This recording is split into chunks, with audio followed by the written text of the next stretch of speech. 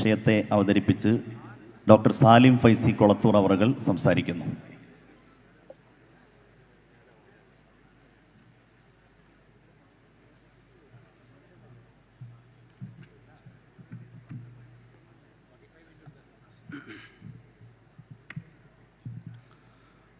അസ്സലാമു അലൈക്കും വറഹ്മത്തുള്ളാഹി വബറകാതുഹു.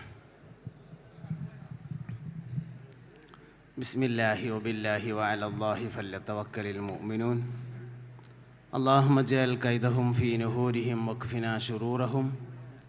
ഹസ്ബിയല്ലാഹു വകഫാ സമിയല്ലാഹു ലിമൻ ദഅാ ലൈസ വറാഅല്ലാഹി മുൻതഹാ ഹസ്ബുനല്ലാഹു വനിഅമൽ വകീൽ.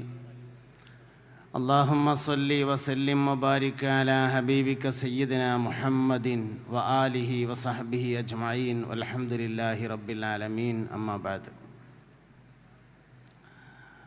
മുഅ്മിനീങ്ങളെ, മുഹമ്മദ് നബി സല്ലല്ലാഹു അലൈഹി വസല്ലമ തങ്ങളുടെ തിരുവചനങ്ങളിൽ ദഅവത്ത് എന്ന വാക്ക് ഉപയോഗിച്ചിട്ടുള്ളത് ഉടമയായ അള്ളാഹുവും അടിമയായ മനുഷ്യനും തമ്മിൽ നടത്തുന്ന മുനാജാത്തിനെ കുറിച്ചാണ്. സാങ്കേതികമായി പലതരത്തിലും ദഅവത്ത് എന്ന വാക്ക് ഉപയോഗിക്കാറുണ്ട്. അതിലേറ്റവും പ്രധാനപ്പെട്ട ഒന്നാമത്തേത് തഹ്ദിയത്താണ്. ഹിദായത്തിലേക്ക് ആളുകളെ വഴി നടത്തുന്നതാണ് തഹ്ദിയത്ത്. രണ്ടാമത്തേത് ഇസ്ലാഹാണ്. മനുഷ്യന്മാരുടെ അഖീദ ശരിയാക്കിയെടുക്കുന്നതാണ് ഇസ്ലാഹ്. മൂന്നാമത്തേത് ഇർഷാദാണ്. എത്തിയ ആളുകളെ നന്നാക്കിയെടുക്കുന്നതാണ് ഇർഷാദ്. നാലാമത്തേത് വഅദാണ്. ചരിത്രങ്ങൾ പറഞ്ഞുകൊണ്ട് നന്മയെ ഓർമ്മപ്പെടുത്തുന്നതാണ് വഅദ്. തഹ്ദിയത്ത് എന്ന ഒന്നാമത്തേത് ഇസ്ലാമിലേക്ക് ആളുകൾക്ക് വഴി നടത്തുക എന്നത് വഴി കാണിച്ചു കൊടുക്കാൻ മാത്രമാണ് നമുക്ക് സാധിക്കുന്നത്. വഴിയിലേക്ക് ചേർക്കേണ്ടവൻ അല്ലാഹു റബ്ബുൽ ഇസ്സത്ത് മാത്രമാണ്. ഹിദായത്ത് പറഞ്ഞു കൊടുക്കാനും ഹിദായത്ത് കാണിച്ചു കൊടുക്കാനും അറിയിച്ചു കൊടുക്കാനും മാത്രമേ കഴിയുള്ളൂ. ഹിദായത്ത് കൊടുക്കാൻ അല്ലാഹു തആലാക്ക് മാത്രമേ കഴിയുള്ളൂ. മുസ്തഫ നബി സല്ലല്ലാഹു അലൈഹി വസല്ലമ തങ്ങളോട് തന്നെ അല്ലാഹു പറഞ്ഞിട്ടുണ്ട്, നബിയെ, നിങ്ങൾ ഉദ്ദേശിച്ച ആളുകളെ ഹിദായത്താക്കാൻ കഴിയൂല, വലാകിന്ന അല്ലാഹ യഹ്ദി മൻ യശാ.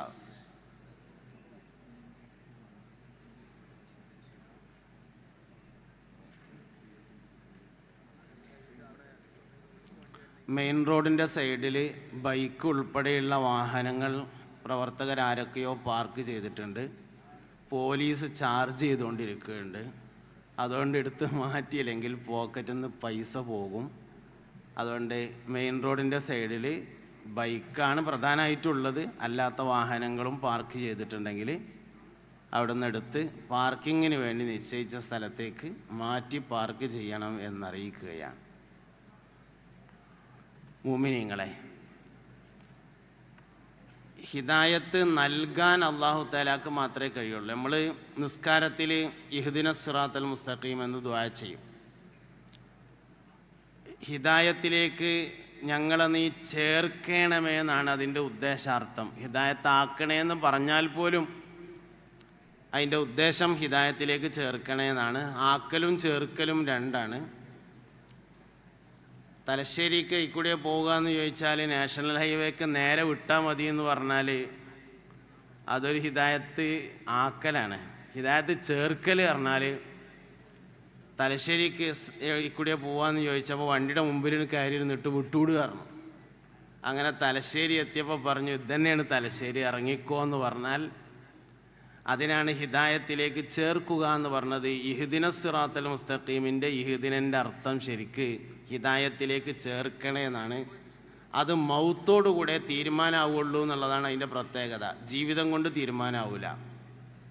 ജീവിതം ശരിയായാൽ മൗത്തിൻ്റെ സമയത്ത് ഹിദായത്തിലാവാൻ സാധ്യതയുണ്ട് അള്ളാഹു നീതിമാനാണ് എന്ന വിശ്വാസം നമ്മളെ അങ്ങനെ അറിയിക്കുന്നുണ്ട് എന്നത് മാത്രമേ ഉള്ളൂ.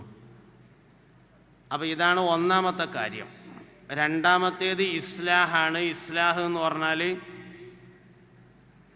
അഖീദ നന്നാക്കിയെടുക്കലാണ്. മധ്യസ്ഥത വഹിക്കുന്നതിനും ഇസ്ലാഹ് എന്ന് പറയുകയൊക്കെ ചെയ്യും. ഇവിടെ ഉദ്ദേശിച്ചിട്ടുള്ളത് അഖീദ നേരാക്കി എടുക്കുക എന്നുള്ളതാണ്. നമ്മളെ ഭാഷയിൽ പറഞ്ഞാൽ സമസ്തക്കാരാക്കുക, അതാണല്ലോ ഇപ്പോൾ അഖീദ നേരാക്കുക എന്ന് പറഞ്ഞാൽ. പരിശുദ്ധമായ ദീനുൽ ഇസ്ലാമിൻ്റെ ശരിയായ അഖീദയെ പ്രബോധനം ചെയ്യുന്നതിന് വേണ്ടിയാണ് സമസ്ത കേരള ജമിയത്തുൽ ഉലമ സ്ഥാപിച്ചിട്ടുള്ളതും പ്രവർത്തിച്ചു കൊണ്ടിരിക്കുന്നതും. അതുകൊണ്ട് അഖീദ ശരിയാക്കുക എന്ന് പറഞ്ഞാൽ അതാണ്. നമ്മളൊക്കെ പള്ളിൻ്റെയും മദ്രസൻ്റെയും സ്ഥാപനങ്ങളുടെയൊക്കെ ഭരണഘടന രജിസ്റ്റർ ചെയ്യുമ്പോൾ അതിൽ എഴുതലുണ്ട് ഷാഫി, ഹനഫി, അംബലി, മാലിക്കി തുടങ്ങിയ നാലാലൊരു മദ്ഹബും കർമ്മശാസ്ത്രപരമായും വിശ്വാസപരമായി അശ്അരി, മാതുരീദി എന്നീ രണ്ട് ശ്രേണികളിൽ നിന്നൊന്നും സ്വീകരിച്ച് അനുഷ്ഠിച്ചു പോരുന്നവർ എന്നൊക്കെ പറയലുണ്ട്. അതിൻ്റെ പേരാണ് ഈ അഖീദ എന്ന് പറയുന്നത്. അത് ശരിയാക്കിയെടുക്കുക. കർമ്മശാസ്ത്രം ഒരു അഖീദ തന്നെയാണ്. ഫിഖ്ഹ് എന്ന് പറയുന്നത് ഒരു അഖീദയുടെ ഭാഗം തന്നെയാണ്. സുന്നത്ത് ജമാഅത്തിൻ്റെ അഖീദയുടെ ഏറ്റവും വലിയൊരു പ്രത്യേകത അനുകൂലവും പ്രതികൂലവുമായ ഏത് സാഹചര്യത്തിലും മുസ്ലിമായി ജീവിക്കാൻ കഴിയും എന്നതാണ്. അനുകൂല സാഹചര്യത്തിൽ മാത്രമൊന്നല്ല മുസ്ലിമാവാൻ പറ്റുക, പ്രതികൂല സാഹചര്യത്തിൽ മുസ്ലിമാവാൻ പറ്റും. ഒരാളെ കയ്യും കാലൊക്കെ ഒരു ചങ്ങലയിലിട്ടിട്ട് ഇങ്ങനെ ബന്ധിച്ചൊരു മൂലൊക്കെ ഇട്ടുങ്ങാണ്ട് തോക്ക് ചൂണ്ടിയിട്ട് ഇങ്ങനെ നിന്നുങ്ങാണ്ട് അല്ലല്ല എന്ന് പറടാ ഇപ്പോൾ വെടിവെക്കുമെന്ന് പറഞ്ഞപ്പോൾ വെടി പേടിച്ചിട്ട് അല്ലല്ല എന്ന് പറഞ്ഞാൽ ദീനെന്ന് പുറത്ത് പോകില്ല എന്നാണ് സുന്നത്ത് ജമാഅത്തിൻ്റെ അഖീദ. അതുകൊണ്ട് അനുകൂലവും പ്രതികൂലവുമായ ഏത് സാഹചര്യത്തിലും മുസ്ലിമായി ജീവിക്കാൻ കഴിയും എന്നത് നമ്മുടെ കർമ്മശാസ്ത്രത്തിൻ്റെ വലിയൊരു പ്രത്യേകതയാണ്. അത് അഖീദയുടെ ഭാഗം തന്നെയാണ്. നിസ്കരിക്കാൻ കഴിയാത്ത ആൾ ഇരുന്നിസ്കരിക്കണം, ഇരുന്നിസ്കരിക്കാൻ കഴിയാത്ത ആൾ കിടന്നിസ്കരിക്കണം, കിടന്നിസ്കരിക്കാനും കഴിയാത്ത ആൾ തലോണ്ട് ഇങ്ങനെ ആംഗ്യം കാട്ടണം നിസ്കരിക്കണമാതിരി, തലോണ്ട് ആംഗ്യം കാണിക്കാനും കഴിയാത്ത ആൾ കണ്ണുകൊണ്ട് ഇങ്ങനെ ആംഗ്യം കാണിക്കണം നിസ്കരിക്കണമാതിരി, കണ്ണുകൊണ്ട് ആംഗ്യം കാണിക്കാൻ കഴിയാത്ത ആൾ കൽബിൽ നിസ്കാരത്തെ ഇങ്ങനെ നടത്തണം. കൽബിൽ നിസ്കാരത്തെ നടത്താൻ ഒരാൾക്ക് കഴിയൂലെങ്കിൽ നിസ്കരിക്കണ്ട, ഓൻ്റെ പേര് പിരാന്തം എന്നാണ്, നേരെ സ്വർഗത്ത് കൊണ്ടുപോകും. ഏത് സാഹചര്യത്തിലും മുസ്ലിമായി ജീവിക്കാൻ പറ്റും എന്നത് ഈ പറഞ്ഞതൊക്കെ ഫിഖ്ഹാണ്, നമ്മളെ അഖീദയാണ്. നമ്മുടെ ഫിഖ്ഹ് എന്ന് പറഞ്ഞത് നമ്മുടെ അഖീദയാണ്. ഇസ്ലാം കാര്യം 5 അവകൾ അറിയൽ ഫറളാണ്. ആ പാടുള്ളത് അമലിയാത്തിലല്ല ദീനിയാത്തിലാണ്. നിങ്ങൾ പോയിട്ട് നോക്കിയോണ്ട്. അത് ദീനിയാത്ത് എന്ന് പറഞ്ഞാൽ അഖീദ പറയുന്ന പുസ്തകത്തിലാണ് ഈ പാടുള്ളത്. ഇസ്ലാം കാര്യം 5 അവകൾ അറിയൽ ഫറളാണ്. ഈമാൻ ഇസ്ലാം അറിഞ്ഞില്ലെങ്കിൽ നരകം അവരുടെ വീടാണ് എന്ന് ദീനിയാത്തിലാണ് ആ പാടുള്ളത്. അപ്പോൾ കർമ്മശാസ്ത്രം എന്ന് പറയുന്നത് നമ്മുടെ അഖീദയുടെ ഭാഗം തന്നെയാണ്. നമ്മുടെ അഖീദക്ക് ഒരുപാട് പ്രത്യേകത ഉണ്ട്. നമ്മളൊരാൾ വന്നിട്ട് ഒരു ദ്വാക്ക് ഇജാബത്തുള്ള ആളെ പറഞ്ഞു തരുമോ എന്ന് ചോദിച്ചാൽ നമുക്ക് വേഗം പറഞ്ഞു കൊടുക്കാൻ പറ്റും. ഇന്നോടത്ത് പോയിക്കോളി, ഇന്ന ആളെടുത്ത് പോയി പറഞ്ഞോളി എന്ന്. ബഹുമാനപ്പെട്ട കണ്ണിയത്ത് ഉസ്താദിനെ പറ്റി പറയലുണ്ടല്ലോ, അള്ളാഹു അവരുടെയൊക്കെ ദർജ ഉയർത്തി കൊടുക്കട്ടെ. കണ്ണിയത്ത് ഉസ്താദ് ഒരു ദിവസം രാത്രി ഇശാംസ്കാരം കഴിഞ്ഞിട്ട്, കണ്ണിയത്തിൻ്റെ താരീഖിലുണ്ട്, ഇശാംസ്കാരം കഴിഞ്ഞിട്ട് മഴ പെയ്യാൻ വേണ്ടി തോരുന്നു. സംഗതിയിൽ മഴ പെയ്തില്ല. സുബീക്ക് ജമാഅത്തിന് ആളുകൾ വന്നപ്പോൾ നാട്ടിലുണ്ടായിരുന്ന ഒരു തമാശക്കാരൻ, കമ്മിറ്റിക്കാരനും കൂടിയാണ്, ഒരു തമാശക്കാരൻ, അയാളിങ്ങനെ കാലിൻ്റെ വിരൽ മാത്രം ഇങ്ങനെ കുത്തിയിട്ട് നടന്നു, മടമ്പ് തട്ടിക്കാതെ ഇങ്ങനെ നടന്നു. അപ്പോൾ ഒപ്പമുള്ള ആൾക്കാർ ചോദിച്ചു, എന്താ ഇങ്ങനെ നടക്കണമെന്ന് ചോദിച്ചു. അതിൽ പറഞ്ഞു, മഴ പെയ്തിട്ട് ചളിയോണ്ടേ എന്ന് പറഞ്ഞു. സംഗതി മഴ പെയ്തിട്ടുണ്ടായിരുന്നില്ല. ഈ വിവരം കണ്ണിയത്ത് ഉസ്താദ് അറിഞ്ഞു, ഇങ്ങനെ ഒരു സംഭവം ഉണ്ടായിട്ടുണ്ട് എന്ന്. അപ്പോൾ സുബഹി നിസ്കാരം കഴിഞ്ഞിട്ട് മുമ്പ് പറഞ്ഞു, കണ്ണിയത്താമത് ഇനി ഈ പള്ളിയിൽ ദർശനം നടത്തണമെങ്കിൽ മഴ പെയ്യണം എന്ന് പറഞ്ഞപ്പോൾ മഴ പെയ്തു എന്നുള്ളതാണ്. ഇലക്ഷൻ സമയമായപ്പോൾ ഒരു ദിവസം ഒരാൾ ദ്വാരപ്പിക്കാൻ വേണ്ടി ചെന്നു, നോമിനേഷൻ കൊടുത്ത ആൾ. കണ്ണിയത്ത് ഉസ്താദിനോട് പറഞ്ഞു, ഞാൻ ഇവിടെ നോമിനേഷൻ കൊടുത്തിട്ടുണ്ട്, മത്സരിക്കാൻ വേണ്ടി പോവാണ്, നിങ്ങൾ ദ്വാരക്കണം എന്ന് പറഞ്ഞു.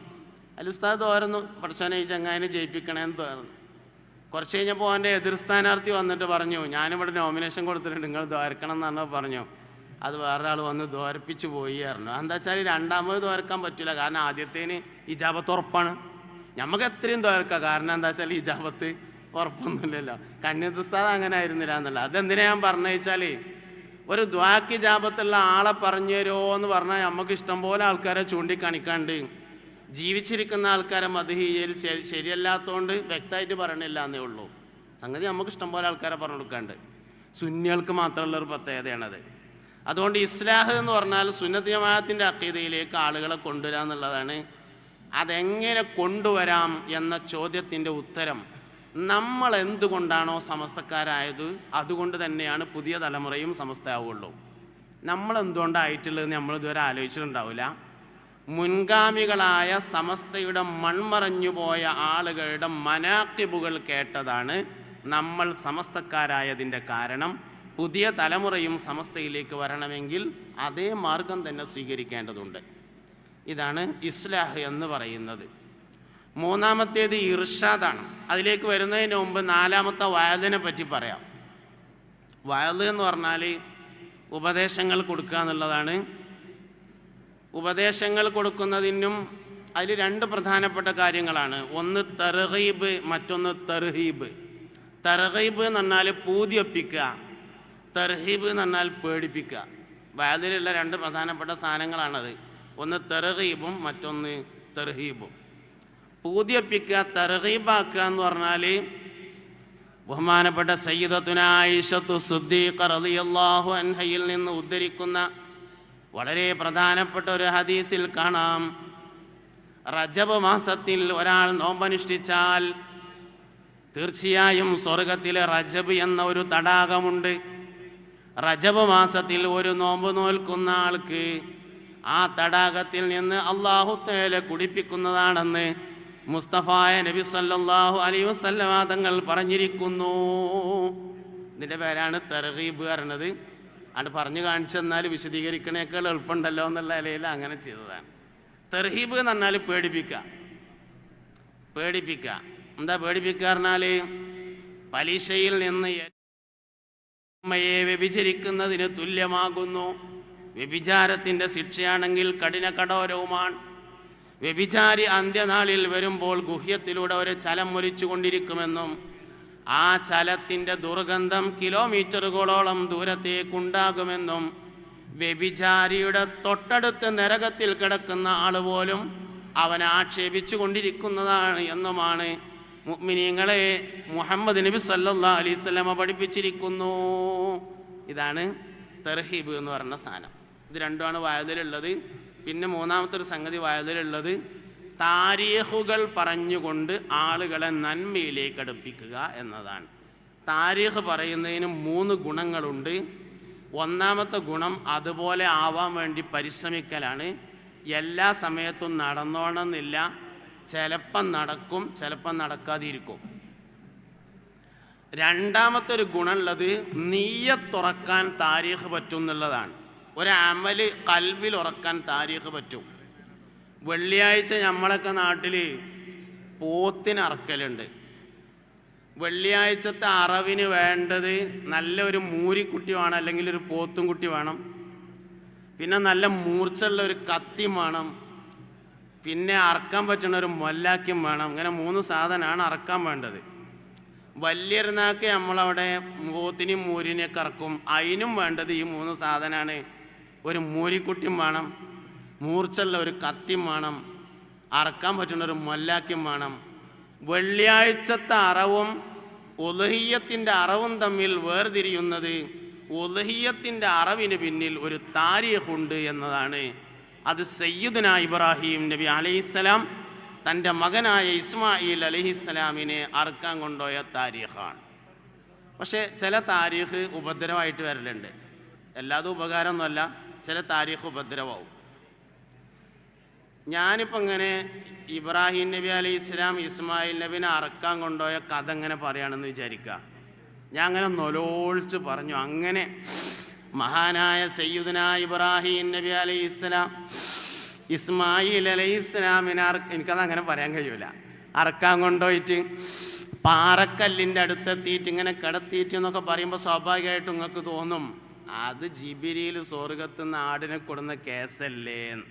സംഭവം ജിബിരിൽ അലൈഹി ഇസ്ലാം സ്വർഗത്തുനിന്ന് ആടിനെ കൊണ്ടുവന്നു എന്ന ഇൽമ് നമുക്കവിടെ ഉപദ്രവമായിട്ടാണ് മാറുന്നത്. ഇബ്രാഹിം നബി അലൈഹി ഇസ്ലാം ഇസ്മായിൽ നബിനെ അറക്കാൻ കൊണ്ടുപോകുമ്പോൾ ജിബ്രീൽ അലൈഹി ഇസ്ലാം സ്വർഗത്തു നിന്ന് ആടിനേറ്റ് പുറപ്പെട്ടിട്ടുണ്ട് എന്ന് വാട്സപ്പിൽ മെസ്സേജ് ഒന്നും വന്നിട്ടുണ്ടായിരുന്നില്ല. അറക്കാൻ കൊണ്ടുപോയത് തന്നെയാണ്. അല്ലാഹു തആല നിന്നെ അറുക്കണമെന്ന് സ്വപ്നത്തിൽ എനിക്ക് വഹി നൽകിയിരിക്കുന്നു എന്ന് പറഞ്ഞത് ഇപ്പം മരിച്ചു എന്ന് കരുതി പറഞ്ഞത് തന്നെയാണ്.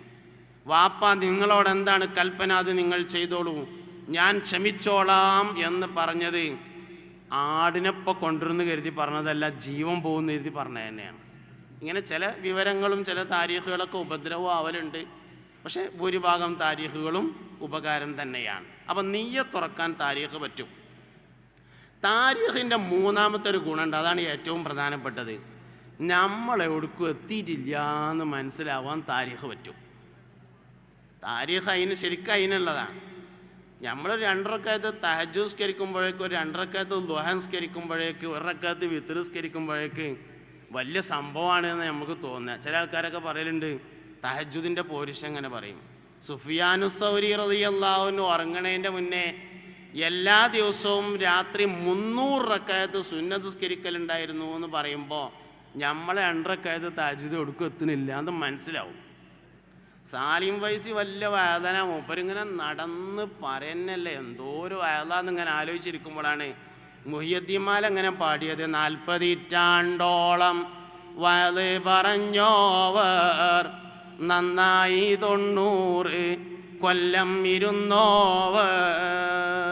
അപ്പോഴാണ് നമ്മളെ വേദന എടുക്കും എത്തിയിട്ടില്ല എന്ന് മനസ്സിലാകുക. താരീഖ് കൊണ്ടുള്ള ഏറ്റവും പ്രധാനപ്പെട്ട ഗുണം മൂന്നാമത്തതാണ്, നമ്മുടെ എടുക്കും എത്തിയില്ലല്ലോ പടച്ചോനെ എന്ന് മനസ്സിലാവും. ഇതാണ് സംഗതി. അപ്പോൾ വയലിൽ ഇതൊക്കെ ഒരുങ്ങി ബാക്കിയുള്ളൊരു സാധനമാണ് ഇർഷാദ്. മഹല്ല് തലങ്ങളിലൊക്കെ നമ്മൾ പ്രധാനമായിട്ടും പ്രവർത്തിക്കേണ്ടി വരുന്നത് ഇർഷാദിന് വേണ്ടിയിട്ടാണ്. ഇനി അനുബന്ധമായിട്ട് കുറേ സാധനങ്ങളുണ്ട്. നസീഹത്ത് എന്ന് പറയുന്നൊരു സാധനമുണ്ട്, കൗൺസിലിങ്. മറ്റൊന്നുണ്ട് തർബിയത്ത് എന്ന് പറയുന്നൊരു സാധനമുണ്ട്, പാരൻറ്റിങ്. ഇങ്ങനെ ദൈവത്തിൽ ഇനിയും ഒരുപാട് വകഭേദങ്ങളുണ്ട്. ഇർഷാദിനെ കുറിച്ച് പറയാം. ഇർഷാദ് എന്നത് മഹല്ല് തലങ്ങളിൽ നമ്മൾ എപ്പോഴും പ്രവർത്തിക്കേണ്ട കാര്യങ്ങളാണ്. 4 പ്രധാനപ്പെട്ട വിഷയങ്ങളാണ് മഹല്ലത്തുകളിൽ നമ്മൾ അഭിമുഖീകരിക്കാനുള്ളത്. ഇന്ന് സമൂഹത്തിൽ വളരെ വ്യാപകമായ വിപത്തുകൾ 4 എണ്ണമാണെന്നാണ് വിനീതമായ എൻ്റെ നിരീക്ഷണം. 1, ഏറ്റവും പ്രധാനപ്പെട്ട ഒന്നാമത്തേത് പലിശയുടെ ഗൗരവം കുറഞ്ഞു വന്നിട്ടുണ്ട്. 2ാമത്തേത് വ്യഭിചാരത്തിൻ്റെ ഗൗരവം കുറഞ്ഞു വന്നിട്ടുണ്ട്. പലിശയുടെ ഗൗരവം കുറഞ്ഞു വന്നു. 2, വ്യഭിചാരത്തിൻ്റെ ഗൗരവം കുറഞ്ഞു വന്നു. 3ാമത്തേത് റിദ്ദത്ത്, ഇസ്ലാം ദീനിൽ നിന്ന് പുറത്തു പോവുക എന്ന റിദ്ദത്തിൻ്റെ ഗൗരവം കുറഞ്ഞു വന്നു. പലിശയുടെ ഗൗരവം കുറഞ്ഞു വരിക എന്ന് പറഞ്ഞാൽ അതിന് ചില കാരണങ്ങളുണ്ട്. സാമ്പത്തികമായ അച്ചടക്കം നഷ്ടപ്പെട്ടതാണ് പലിശയുടെ ഗൗരവം കുറഞ്ഞു വന്നതിൻ്റെ കാരണം. സാമ്പത്തികമായ അച്ചടക്കം എന്ന് പറഞ്ഞാൽ 2 പ്രധാനപ്പെട്ട കാര്യങ്ങൾ സൂക്ഷിച്ചാലേ സാമ്പത്തിക അച്ചടക്കം ഉണ്ടാവുള്ളൂ. ഒന്നാമത്തെ കാര്യം, ഈ ഷോപ്പിംഗ് അഡിക്ഷൻ എന്ന് പറയുന്ന സാധനം ഒഴിവാക്കണം. ഷോപ്പിംഗ് അഡിക്ഷൻ എന്ന് പറഞ്ഞാൽ അഡിക്ഷൻ കുറേ ഉണ്ട്. മദ്യം മയക്കുമരുന്നിൻ്റെ അഡിക്ഷൻ മാത്രമൊന്നുമല്ല, ഗെയിം അഡിക്ഷനാണ് ഏറ്റവും വലിയ അഡിക്ഷൻ എന്നാണ് പറയപ്പെടുന്നത്. ഷോപ്പിംഗ് അഡിക്ഷൻ എന്ന് പറഞ്ഞ സാധനം സൂപ്പർ മാർക്കറ്റ് കാണുമ്പോൾ വണ്ടി നിർത്തിയിട്ട് ആ ഉന്തിന വണ്ടീനെ എടുത്തുങ്ങാണ്ട് അതിൻ്റെ ഇടയിൽ കൂടെ ഉന്തിങ്ങാണ്ട് കാണുന്ന സാധനമൊക്കെ എടുത്തിടന്നെ.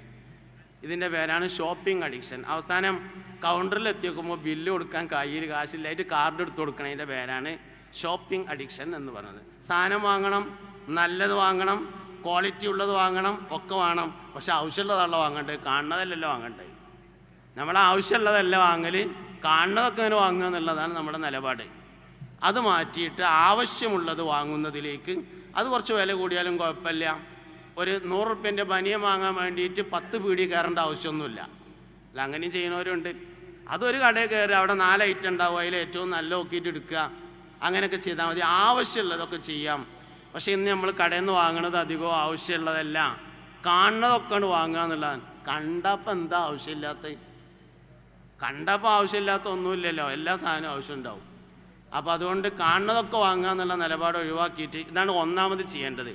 2ാമത്, സാമ്പത്തികമായ പുരോഗതി ഉണ്ടാവണമെങ്കിൽ ദാനധർമ്മങ്ങൾ പരിശീലിപ്പിക്കണം. ദാനധർമ്മം ഏതൊരു സമൂഹത്തിലുണ്ടോ അവരിൽ മാത്രമാണ് സാമ്പത്തിക പുരോഗതി ഉണ്ടാവുള്ളൂ. 1 കൊടുത്താൽ 10 കിട്ടുന്ന ഇടപാട് ദാനധർമ്മം അല്ലാത്ത വേറൊന്നുമില്ല. അൽ ഹസനത്തു ബി അശ്രി അംസാലിഹ എന്നാണ്. 7 തലമുറ പിന്നിടുന്നതിൻ്റെ മുമ്പായിട്ട് 10 ഇരട്ടിയായി അള്ളാഹു തിരിച്ചു നൽകുമെന്നാണ് ദാനധർമ്മം. ആരെങ്കിലും ഒരാൾ മുസ്ലിങ്ങളുടെ കൂട്ടത്തിൽ നല്ല നിലയിൽ ധനികനാകുന്നുണ്ടെങ്കിൽ ഓൻ്റെ 7 തലമുറയിൽ ഏതെങ്കിലും ഒരു വല്ലിപ്പ ദാനധർമ്മങ്ങൾ ചെയ്യുന്ന ആളായിരിക്കും. ഉസ്മാൻ ബിൻ അഫ്ഫാൻ റളിയല്ലാഹു അൻഹു മദീനയിൽ ചെന്നതിന് ശേഷം വലിയ ധർമ്മിഷ്ഠനായിരുന്നു. സംഗതി മക്കത്തുനിന്ന് മദീനത്തേക്ക് കയ്യും വീശിങ്ങാണ്ട് എല്ലാം മക്കത്തിട്ടുങ്ങാണ്ട് പോകുന്നതാണ് ഉസ്മാൻ റളിയല്ലാഹു അൻഹു. മുഹാജിറാണ്, അൻസാരി അല്ലല്ലോ ഉസ്മാൻ റളിയല്ലാഹു അൻഹു. പക്ഷെ എന്ത് ചോദിച്ചാലും മൂപ്പര് കൊടുക്കും. യുദ്ധത്തിന് പോകാൻ വേണ്ടി വയതറിഞ്ഞപ്പോൾ വീട്ടിൽ പോയിട്ട് എല്ലാവരും ഉള്ളത് കൊണ്ടുവരികറിഞ്ഞ് പോയി.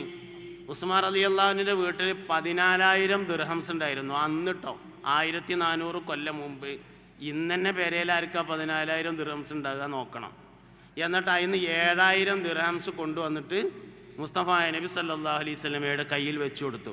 യുദ്ധത്തിന് പോകാൻ വേണ്ടി വയതറിഞ്ഞപ്പോൾ എല്ലാവരും കയ്യും പോലൊക്കെ സഹായിക്കണം എന്ന് പറഞ്ഞപ്പോൾ നീച്ചു നിന്നിട്ട് പറഞ്ഞു, 100 ഒട്ടകങ്ങളും അവകൾക്ക് ചുമക്കാൻ മാത്രമുള്ള ആയുധം ഞാൻ തരാൻ.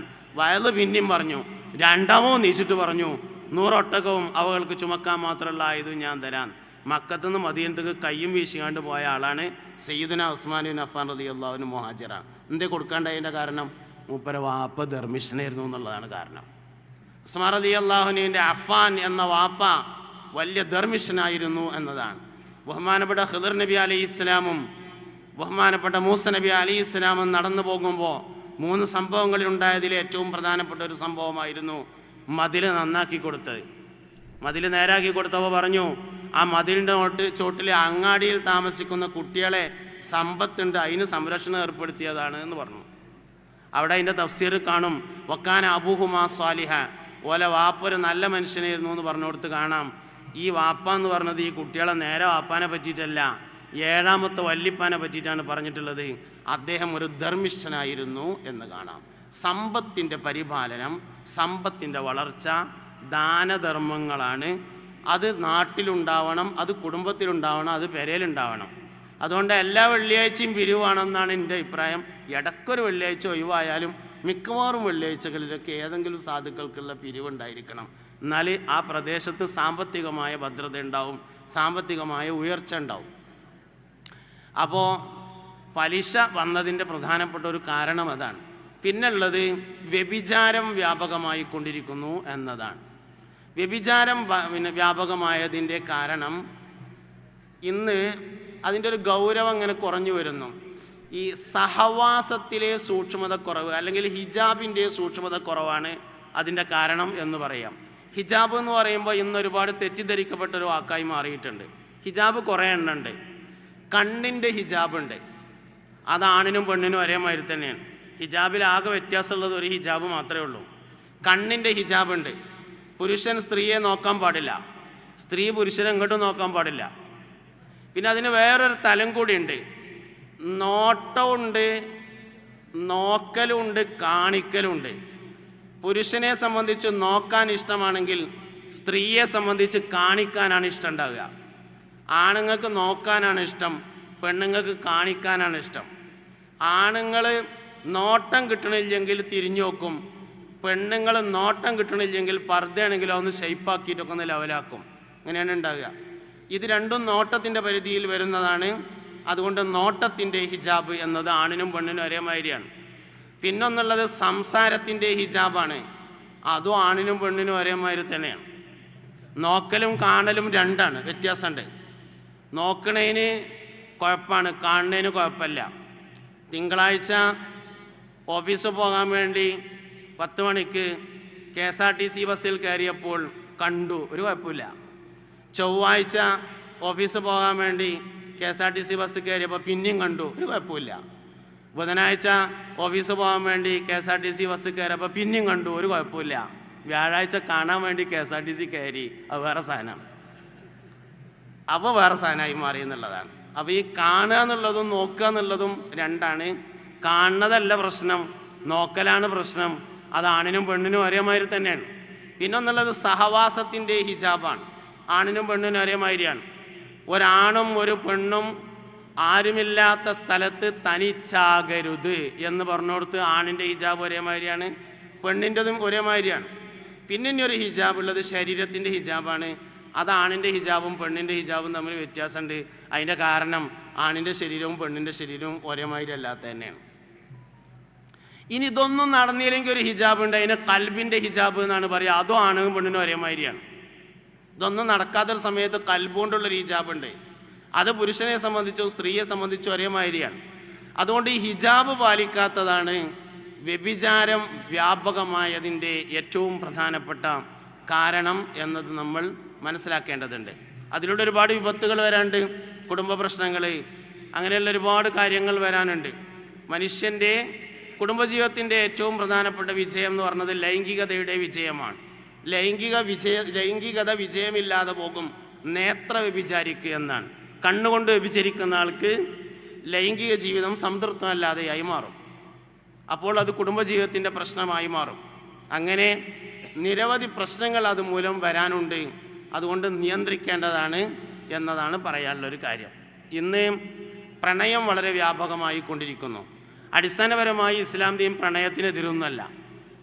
നല്ലോണം പ്രണയിക്കണം എന്നുള്ള അഭിപ്രായമാണ് ഇസ്ലാമിനുള്ളത്. പ്രണയത്തിന് സ്വർഗ്ഗമുണ്ട് എന്നൊക്കെ പറഞ്ഞിട്ടുണ്ട്. 2 പുരുഷന്മാർ 2 സ്ത്രീകൾ അള്ളാൻ്റെ മാർഗത്തിൽ പ്രണയിച്ചാൽ അവർക്ക് അർശിൻ്റെ കൊട പിടിച്ചു കൊടുക്കുന്നൊക്കെ ഹദീസിൽ പറഞ്ഞിട്ടുണ്ട്.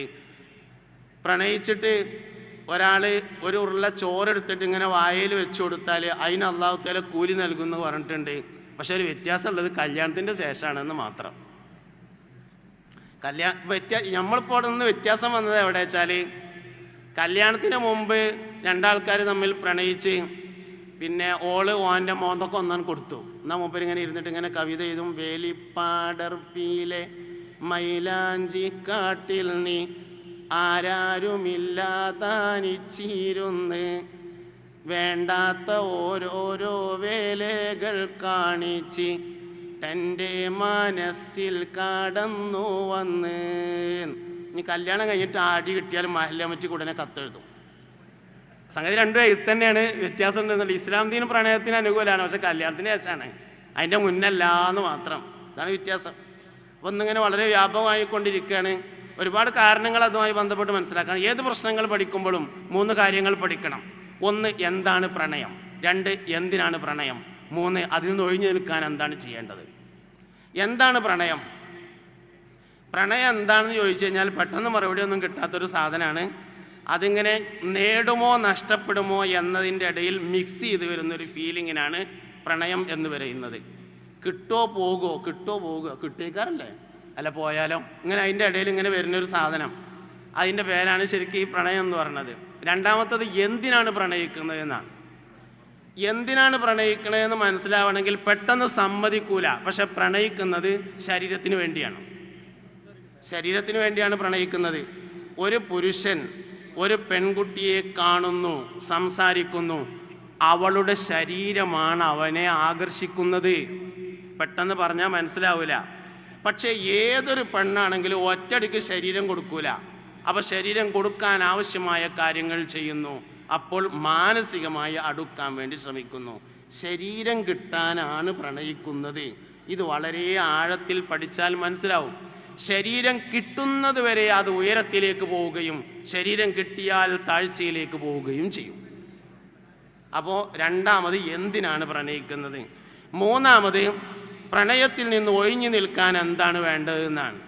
സോഴ്സ് കട്ട് ചെയ്യുക എന്നുള്ളതാണ് പ്രണയത്തിൽ നിന്ന് ഒഴിഞ്ഞു നിൽക്കാനുള്ള മാർഗം.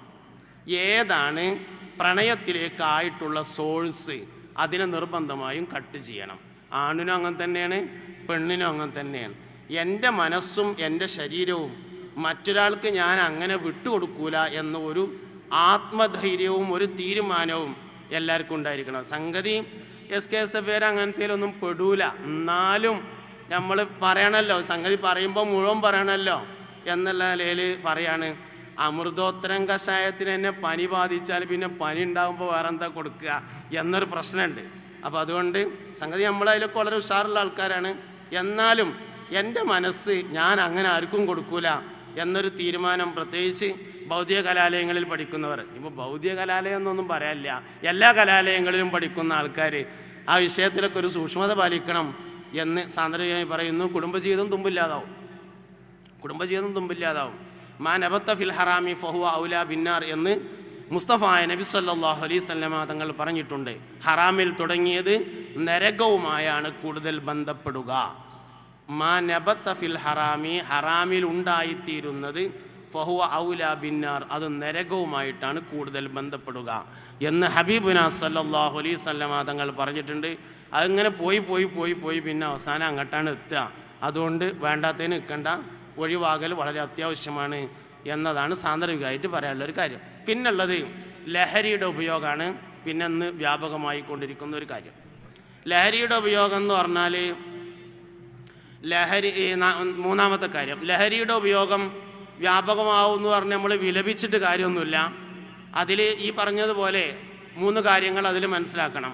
ഒന്നാമത്തെ കാര്യം, ലഹരി എന്ന് പറയുന്നത് എന്താണ്? സൂറത്തുൽ മാഇദയിലെ 91, 92 ആയത്തുകളാണ് ലഹരിയെക്കുറിച്ച് പരിശുദ്ധ ഖുർആൻ പറഞ്ഞിട്ടുള്ളത്. അതിൽ 2 കാര്യങ്ങളാണ് പറഞ്ഞത്. ഒന്ന് റിജിസാണ് എന്ന് പറഞ്ഞിട്ടുണ്ട്, 2 മിൻ അമലി ഷൈത്താൻ എന്നും പറഞ്ഞിട്ടുണ്ട്. റിജിസാണ് എന്ന് പറഞ്ഞാൽ മ്ലേച്ഛമാണ്, നജീസാണ്, വൃത്തികേടാണ്, മോശപ്പെട്ടതാണ്. ലഹരി വസ്തുക്കൾ എന്ന് പറയുന്നത് റിജിസാണ്, മോശപ്പെട്ടതാണ്. രണ്ടാമത്തേത് മിൻ അമലി ഷൈത്താൻ, ഷെയ്ത്താൻ്റെ പ്രവർത്തനങ്ങളിൽ പെട്ടതാണ്. ഈ ഷെയ്ത്താനിയായ പ്രവർത്തനങ്ങൾക്കും ഇലാഹിയായ പ്രവർത്തനങ്ങൾക്കും തമ്മിലൊരു വ്യത്യാസമുണ്ട്. ഷെയ്ത്താനിയായ പ്രവർത്തനങ്ങളുടെ രസം വേഗത്തിലും ഇലാഹിയായ വിഷയങ്ങളുടെ രസം സാവകാശമാണ് കിട്ടുക. SKSSFൻ്റെ ഒരു വാർഷിക ക്യാമ്പിലേക്ക് ഒരിക്കൽ പോയതുകൊണ്ട് പിന്നെ വരുന്ന നിർബന്ധമൊന്നുമില്ല. അതേ സമയത്ത് പൂരത്തിന് ഒരിക്കൽ പോയാൽ പിന്നെയും പോകും. ഇലാഹിയായ വിഷയങ്ങളുടെ രസം സാവകാശവും ഷെയ്ത്താനിയായ വിഷയങ്ങളുടെ രസം പെട്ടെന്നുമാണ് ലഭിക്കുക. അതുകൊണ്ട് മദ്യപാനത്തിൻ്റെ രസം പെട്ടെന്ന് കിട്ടും. ഇതാണ് സംഗതി. അപ്പോൾ എന്താണ് എന്നുള്ളതിൻ്റെ ഉത്തരം അതാണ്. രണ്ടാമത്തത്, എന്താണത് നടത്തിക്കൊണ്ടിരിക്കുന്ന പ്രവർത്തനം എന്നതാണ്.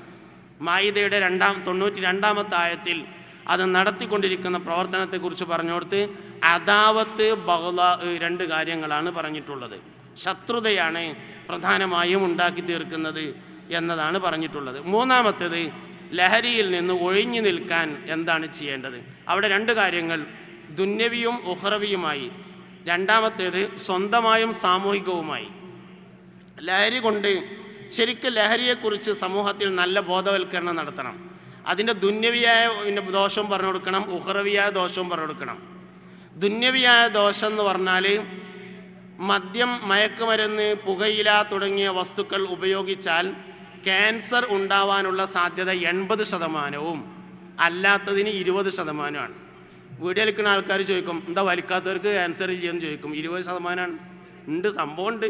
20% വലിക്കുന്നവർക്ക് 80%, പുകയില ഉൽപ്പന്നങ്ങൾ ഉപയോഗിക്കുന്നവർക്ക് 80%, മദ്യപാനികൾക്ക് 80% ക്യാൻസറിൻ്റെ സാധ്യത. അധ്വാനിച്ചുണ്ടാക്കിയ സമ്പത്ത് മുഴുവൻ ചെലവാക്കിയാലും അവസാനം മരണത്തിന് കീഴടങ്ങേണ്ടി വരുന്ന രോഗത്തെയാണ് ക്യാൻസർ എന്ന് പറയുന്നത്. അതുകൊണ്ട് അതിൻ്റെ ദുന്യവിയായ ബുദ്ധിമുട്ട് പറഞ്ഞു കൊടുക്കണം. രണ്ടാമത്തത്, അതിൻ്റെ ഉഖ്റവിയായ ബുദ്ധിമുട്ടിനെയും പറഞ്ഞു കൊടുക്കണം. ഉഖ്റവിയായ ബുദ്ധിമുട്ട് എന്താ?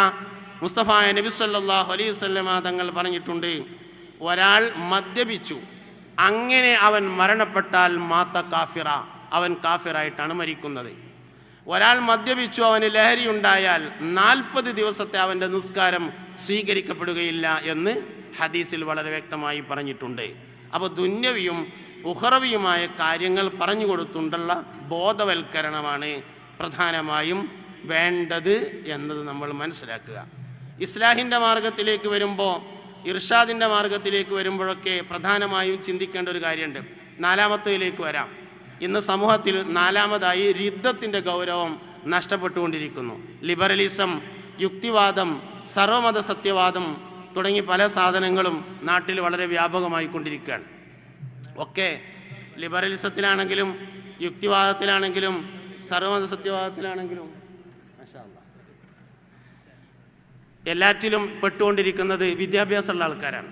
എന്തുകൊണ്ടാണ് ഈ വിദ്യാഭ്യാസമുള്ള ആൾക്കാർ യുക്തിവാദം, നിരീശ്വരവാദം, ലിബറലിസം അങ്ങനെയുള്ള വിഷയങ്ങളിലൊക്കെ അകപ്പെട്ടുകൊണ്ടിരിക്കുന്നത്? അതിനൊരു കാരണമുണ്ട്.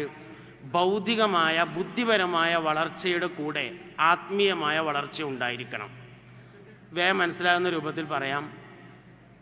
3-ാം ക്ലാസ് മദ്രസയും 3-ാം ക്ലാസ് സ്കൂളാണ് ആകെ ഒരാൾക്കുള്ളതെന്ന് വിചാരിക്കുക. ഓൻ്റെ ഈമാനൊരു കുഴപ്പം പറ്റില്ല. ഓനോട് അള്ളുണ്ട് എന്നുള്ളതിൻ്റെ തെളിവെന്താന്ന് ചോദിച്ചാൽ പോത്തിനെ തല്ലണ മുടുങ്കോലുംപടി തലമാറി പിടിച്ചിട്ട് പറയും ദേശം അടുത്തേക്ക് വാനിക്കാൻ കാണിച്ചു തരാറി. ഓൻ്റെ ഇമ എടുക്കും പോലല്ലോ. ഈ പോണത് വിദ്യാഭ്യാസമുള്ളവരതല്ല. എന്താ കാരണം? വിദ്യാഭ്യാസം വളർന്നു വരുന്നതിനനുസരിച്ച്, വിജ്ഞാനം വളർന്നു വരുന്നതിനനുസരിച്ച്, ഭൗതിക തലം വളർന്നു വരുന്നതിനനുസരിച്ച് ആത്മീയ തലം വളരണം. അത് 5ാം ക്ലാസ്സിലൊരു സർട്ടിഫിക്കറ്റിലും 7ാം ക്ലാസ്സിലൊരു സർട്ടിഫിക്കറ്റിലും അത് ഫ്രെയിം ചെയ്ത് കൊണ്ടുപോയി തൂക്കിയിട്ട് അവസാനിപ്പിച്ചതാണ് പ്രശ്നം. അപ്പോൾ ഒരാളുടെ വിദ്യാഭ്യാസത്തിൻ്റെ തല ഇങ്ങനെ വളർന്നു വരുന്നതിനനുസരിച്ച് സംശയം ഇങ്ങനെ കൂടിക്കൊണ്ടിരിക്കും. സംശയം കൂടുമ്പോൾ ഇതിൽ 2 പ്രധാനപ്പെട്ട വിഷയങ്ങൾ സംഭവിക്കുന്നു.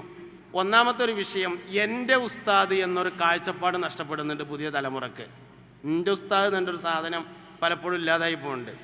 എൻ്റെ നാട്ടിൽ പഴയ കാലത്ത് ഞാൻ കണ്ടിട്ടില്ല, കേട്ട ഒരു പേരാണ് കുന്നത്തള്ളിയിലെ മഹമൂലേരി എന്നൊരു പേര്. ആളെ ഞാൻ കണ്ടിട്ടില്ല, കേട്ടിട്ടുണ്ട്. മഖ്ദൂം പാരമ്പര്യത്തിൽപ്പെട്ട ഒരാളായിരുന്നു കുന്നത്തള്ളിയിലെ മഹമൂലേരി. പഴയ കാലത്ത് ആളുകൾക്കിടയിൽ എന്തെങ്കിലുമൊക്കെ തർക്കം ഉണ്ടായാലും, അധികം തർക്കം ഉണ്ടാകുക മയ്യത്ത് കുളിപ്പിക്കുന്നിടത്തും കഫൻ ചെയ്യുന്നിടത്തും കഫൻ തുണി മുറിക്കുന്നിടത്തൊക്കെയാണ് തർക്കം ഉണ്ടാകുക. തർക്കം ഉണ്ടായാൽ പഴയ ആൾക്കാർ പറയും കുന്നത്തള്ളിയിലെ മഹമൂലേരി ഇങ്ങനെ പറഞ്ഞതെന്ന് പറഞ്ഞാൽ ഞാൻ അതിൻ്റെ മേലെ വേറൊന്നും പറഞ്ഞിട്ട് കാര്യമില്ല, എൻ്റെ ഉസ്താദ് എന്നുള്ളൊരു ബോധമാണത്. പുതിയ തലമുറക്കില്ല. പുതിയ തലമുറക്ക് ആ സാധനം ഇല്ലാതെ പോയിട്ടുണ്ട്.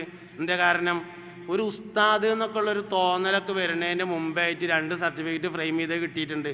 മദ്രസന്നാണെങ്കിൽ റബീഉൽ അവ്വൽ 12 ഉസ്താദന്മാരത് ഫ്രെയിം ചെയ്തിട്ടാണ് തരിക. ഫ്രെയിം ചെയ്യേണ്ട പണിയും കൂടി ഇല്ല, കൊണ്ടുപോയി തൂക്കിയാൽ മതി. നമ്മളതും തൂക്കിങ്ങാണ്ട് അവസാനിപ്പിച്ചു എന്നുള്ളതാണ് പ്രശ്നം.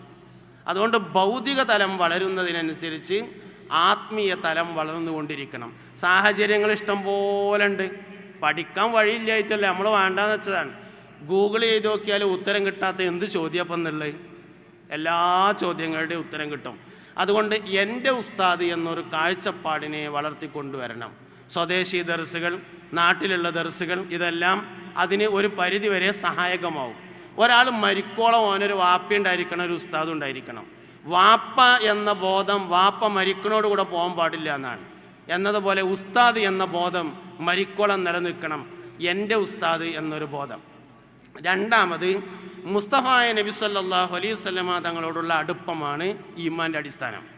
പുണ്യ നബി സല്ലല്ലാഹു അലൈഹി വസല്ലമയോട് എത്ര നമുക്ക് അടുപ്പം കാണിക്കാൻ പറ്റുന്നുണ്ടോ അത് ഈമാൻ്റെ വളരെ പ്രധാനപ്പെട്ട അടിസ്ഥാനമാണ്. ഇസ്ലാമിലേക്ക് ആദ്യമായി കടന്നു വന്ന ആളുകളൊക്കെ നമ്മൾ പരിശോധിച്ച് നോക്കിയാൽ അവർക്കുണ്ടായിട്ടുള്ള ഏറ്റവും വലിയൊരു നേട്ടം നബി തങ്ങൾ ശരിക്കും മനസ്സിലായി എന്നുള്ളതാണ്. പുരുഷന്മാരിൽ നിന്ന് ആദ്യമായി വന്നത് സയ്യിദുനാ അബൂബക്കർ സിദ്ദീഖ് റളിയല്ലാഹു അൻഹു ആണ്. സ്ത്രീകളിൽ നിന്ന് ആദ്യമായിട്ട് വന്നത് മഹദിയായ ഖദീജ ബീവി റളിയല്ലാഹു അൻഹയാണ്. ഖദീജ ബീവി റളിയല്ലാഹു അൻഹ ഇസ്ലാമിലേക്ക് വന്നതിന് ശേഷം ഒരിക്കൽ നബിയോട് തന്നെ പറഞ്ഞിട്ടുണ്ട്, അള്ളാഹിൻ്റെ റസൂലെ, നിങ്ങളെ അള്ളാഹു തആല നബിയാക്കി നിയോഗിക്കുന്നതിൻ്റെ 5 കൊല്ലങ്ങൾക്ക് മുമ്പ് നിങ്ങൾ നബിയാണെന്ന് ഞാൻ മനസ്സിലാക്കിയിട്ടുണ്ടായിരുന്നു. പുണ്യ നബി സല്ലല്ലാഹു അലൈഹി വസല്ലമയോടുള്ള താല്പര്യം അത് വളരെ പ്രധാനപ്പെട്ടതാണ്.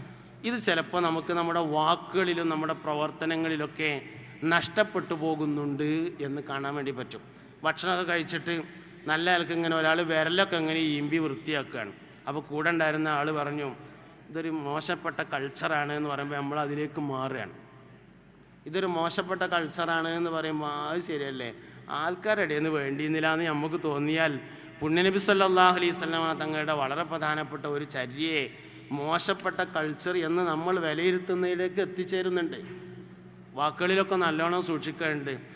ഈ കൗമാണ് തീരെ നേരാകാത്തതെന്ന് പറയും ചിലപ്പോൾ. ഏത് കൗമിനെ പറ്റി നമ്മൾ ഈ പറഞ്ഞതെന്നറിയോ? ലോകത്തെ ഏറ്റവും പരിശുദ്ധരായ മുത്തുനബി സല്ലല്ലാഹു അലൈഹി വസല്ലമയുടെ ഉമ്മത്തിനെ പറ്റി. നമ്മക്കാണ് സ്വർഗ്ഗം ആദ്യം ഉദ്ഘാടനം ചെയ്യണത്, നമുക്കാണ് സ്വർഗത്തേക്ക് ആദ്യം പ്രവേശനം നൽകുന്നത്. 120 വരികൾ സ്വർഗത്തിലേക്കുണ്ടാവുമെന്നും അതിൽ 90 വരി എൻ്റെ ഉമ്മത്തായിരിക്കുമെന്നും പുണ്യനബി സല്ലല്ലാഹു അലൈഹി വസല്ലമ പറഞ്ഞിട്ടുണ്ട്. അതുകൊണ്ട് ഇങ്ങനെയൊക്കെയുള്ള കാര്യങ്ങൾ മനസ്സിലാക്കിയിട്ട് നന്നായിട്ട് പ്രബോധന രംഗത്തേക്ക് എല്ലാവരും മുന്നിട്ടിറങ്ങണം. സമസ്തയിലേക്ക് ആളുകളെ അടുപ്പിക്കണം. അത് നമ്മുടെ ഒരു ആവേശമായിട്ട് മാറണം. സമസ്ത ഒരു ആവേശം ഉണ്ടായാൽ എന്താ കിട്ടുക? ആവേശം ഉണ്ടായാൽ പാട്ടൊക്കെ പാടും. അങ്ങനെയാണ്. എൻ്റെ ഒരു പാട്ടാണ് പാടിയിട്ട് നിർത്തിയാലോ, ഹുദവ് എത്തും ചെയ്തിട്ടുണ്ട്. ഞാൻ പാടുമ്പോൾ എല്ലാവരും പാടിട്ടോ. ഹസ്ബി റബ്ബി ജല്ലല്ലാഹു പാടി. ما في قلبي غير الله نور محمد جل الله لا إله إلا الله حسبي ربي جل الله നീ എൻ്റെ തുണയല്ലാ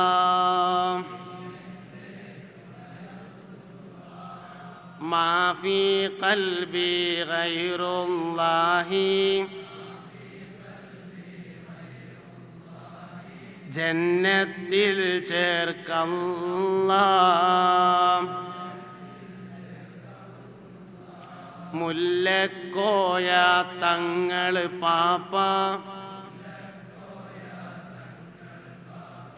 തന്നുള്ളൊരു സമസ്ത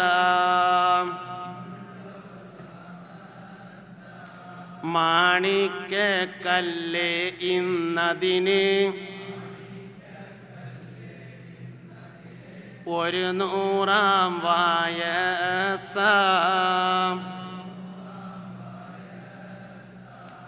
പണ്ഡിതരും പരമോന്നതരും പിരി ശത്തിൽ നോക്കിയെടുത്ത